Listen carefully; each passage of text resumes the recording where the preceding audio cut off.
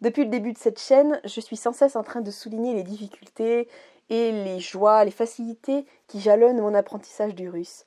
Mais aujourd'hui, j'ai voulu inverser la tendance parce que je me dis, voilà, on galère déjà bien assez à apprendre le russe. Quelles sont les galères des Russes pour apprendre le français? Un petit peu de vengeance de temps en temps, ça fait un petit peu plaisir. Donc j'ai demandé à Elena, voilà, quelles furent tes galères à toi et les choses qui aujourd'hui encore, après des années et des années de pratique, les choses qui sont encore dures pour toi, quelles sont tes galères? Et elle va vous les partager directement dans cette vidéo.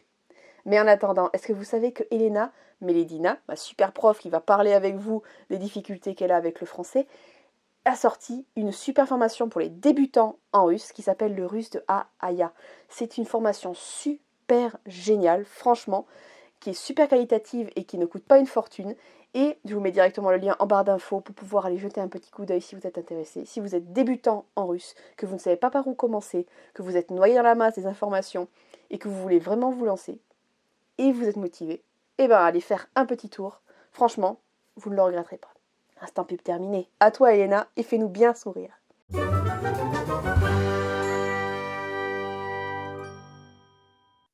Здравствуйте, дорогие мои любители rusского языка. Mais écoutez, je voulais faire cette vidéo dehors pour changer parce que je suis toujours assise à, à cette table pour mes vidéos. Mais bon, сегодня плохая погода, сегодня дождь. Bon, mais voilà, je me retrouve encore clôturée à la maison. Я дома. Bon, enfin, aujourd'hui, je voudrais vous rassurer, si ça peut vous rassurer ce que je vais vous dire, parce que je sais qu'il y a beaucoup de sons en russe avec lesquels on galère vraiment, donc, et pas mal de choses, y compris l'écart, donc les déclinaisons russes, qui posent vraiment beaucoup de soucis. Mais vous savez, pour quelqu'un qui est étranger, la langue française, c'est aussi quelque chose d'extraordinaire et plein de points difficile. Donc comme ça, je voulais tout simplement vous partager que j'ai vécu aussi en tant que donc native russe, mais qui a appris à un moment donné le français à l'université aux facultés des langues étrangères, donc à Yaroslavl, d'ailleurs une très belle ville au bord de la Volga. Bon, à l'occasion, si vous voulez la visiter, c'est bienvenu. Bon, enfin, voilà, c'est déjà la pub touristique, j'arrête. Mais écoutez, les sons les plus durs pour les Russes, c'est déjà les 1. Les 1, vous voyez? Bon, je ne sais même pas si je prononce bien comme ça tout seul, pas dans un mot. Donc faim, faim, j'ai faim. Ou donc tous les autres, par exemple, ou les AN. Vous voyez, les A-N-E-N. Voilà, ça c'est aussi un des accents russes, vraiment donc slave, qu'on reconnaît tout de suite, parce que vraiment on a tendance, les Russes, de dire un au lieu de en.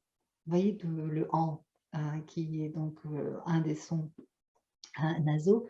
Dans la conversation assez rapide, vraiment on a tendance à dire un.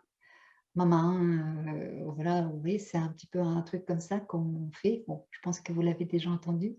Donc c'est vraiment galère de faire attention à ça. Déjà apprendre à bien prononcer les sons, nasaux quand on commence le français.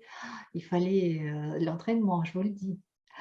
Donc après c'est bien sûr le R français, donc qui est pas du tout, comme le russe. Vous le savez très bien d'ailleurs, parce que c'est complètement un autre endroit où il se forme.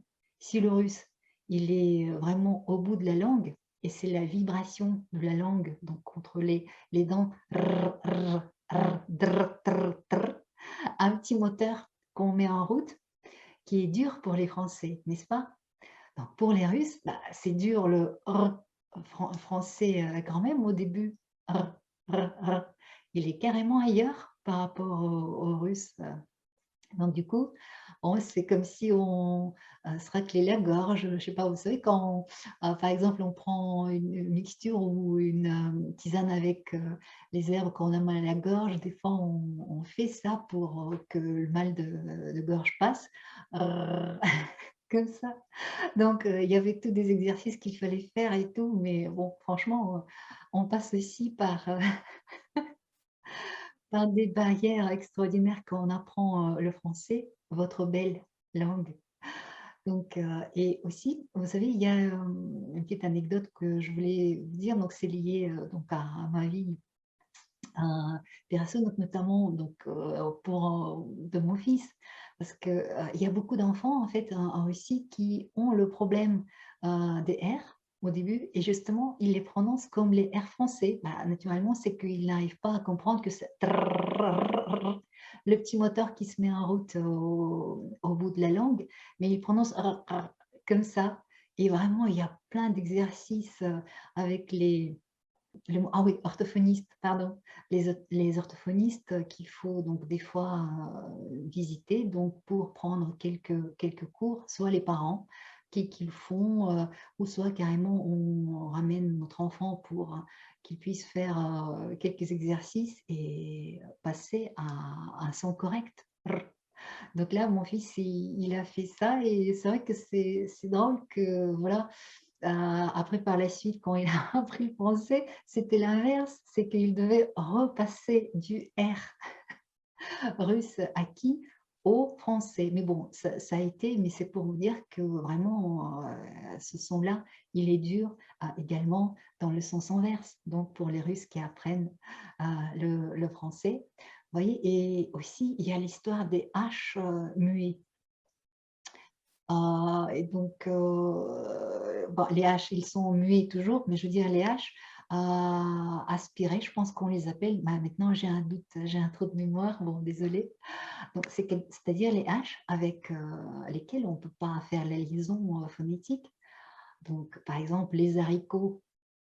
Voilà, quand on entend dire les haricots, on me disait: «Oh non, mais quelle horreur, il faut absolument, ne pas le dire, il faut se rappeler que ça se fait pas». Ou par exemple, encore, plus flagrant, les héros.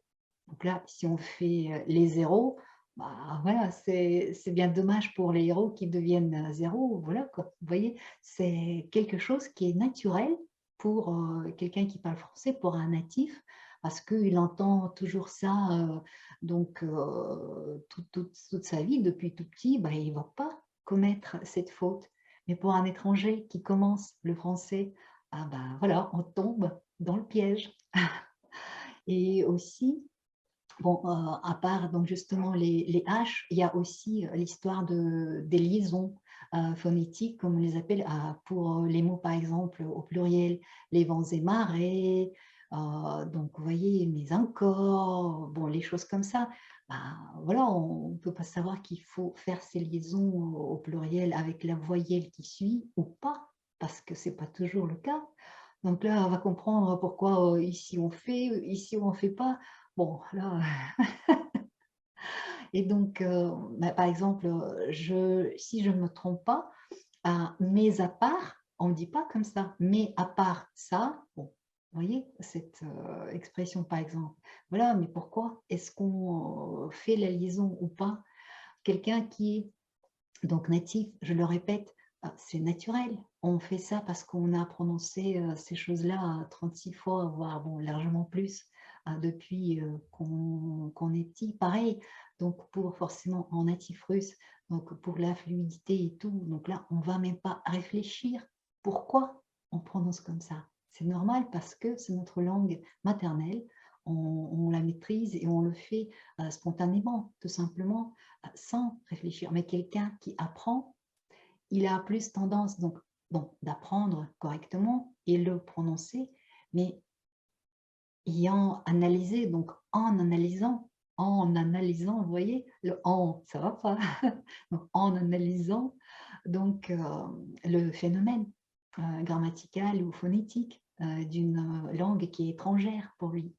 Donc ça, c'est quand même il y a pas mal de choses, bah, aussi, je trouve ça galère, donc j'ai trouvé en tout cas, il a fallu faire pas mal d'exercices, aussi, les choses comme participe, donc les participes passés, donc où il y a des S ou les T. vous savez, au féminin, donc pour, certaines situations, donc en fonction des règles grammaticales bien sûr, ça, on les prononce, donc on les entend. Donc MIS par exemple ou vous voyez? Ou dans le participe appris, mise, apprise, vous voyez? Réduit, donc réduite, donc des fois à l'écrit, quand c'est au masculin, donc ça s'accorde pas d'après les règles. C'est tout, on n'entend pas mis, appris, réduit, mais quand il le faut, il faut connaître qu'il faut prononcer, ces belles pommes que, je ne sais pas, j'ai mises, sur l'étalage ou toutes ces belles histoires, que nous avons apprises, à l'université. Vous voyez, les choses comme ça, je ne sais rien, j'invente, mais donc quand ces participes, on utilise naturellement. Quelqu'un qui est français ou après quand on, continue à utiliser souvent, la langue et les rencontrer dans les phrases, oui, à force de répéter, donc réemployer, ça va. Mais au début et surtout pour l'écriture et si en plus c'est non seulement au féminin, mais au féminin pluriel, on rajoute à l'écriture un S en plus. Bon, et voilà.